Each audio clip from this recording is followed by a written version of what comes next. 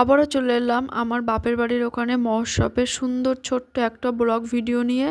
তো প্রথমে কালী পুজোর বিসর্জন হয়ে যেতে, গঙ্গাবরণ হয়ে যেতে তার পরের দিন দেখো মহোৎসবের দিন সবার ওখানে খাওয়া দাওয়ার ব্যবস্থা আছে।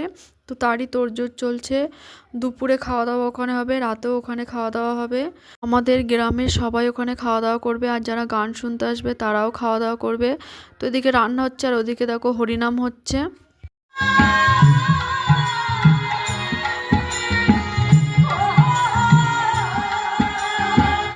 তো দেখো সমস্ত রান্না হয়ে যেতে এখানে দুপুরে সবাই খেতে বসেছে। প্রচণ্ড ভিড় হয়েছে, যেহেতু সবাই ঠাকুরের ভোগ খেতে পছন্দই করে। তো দেখো আমি এখন খেতে বসেছি। প্রথমে দিয়েছে ভাত, ভাতের সাথে দেখো এখানে আছে শুক্তো, বেগুন, সিম আরও সমস্ত সবজি দিয়ে শুক্তো দিয়েছে, ছোলা দিয়ে। তারপরে দিয়েছে দেখো মুগ ডাল, কপি, ছোলা, আলু দিয়ে তরকারি। আর দেখো এখানে আছে কুমড়ো, ছোলা, আলুর তরকারি। তার সাথে ছিল পনির আলুর তরকারি। আর সন্ধ্যাবেলায় আমাদের গ্রামের সবাই মিলে এখানে হরিনাম করছে। আর আমার ঠাম্মা গিয়েছে বাবা কাকাদের নামে কিছু দান করতে।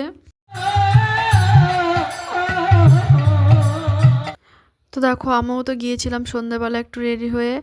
আর একটু ভাবলাম মেলাতেও ঘুরবো, একটু গানও শুনবো। তো বসে বসে একটু হরিনাম শুনে নিয়েছিলাম। তারপরে দেখো রাতের আবার খাওয়া দাওয়া করতে গিয়েছি। রাতের বেলাও তো প্রচণ্ড ভিড় হয়েছিল। তো রাতের বেলা দেখো খেতে বসেছি সবাই মিলে।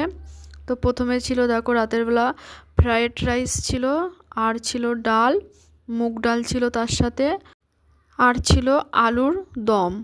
তো রাতে খাওয়া দাওয়া এটা ছিল।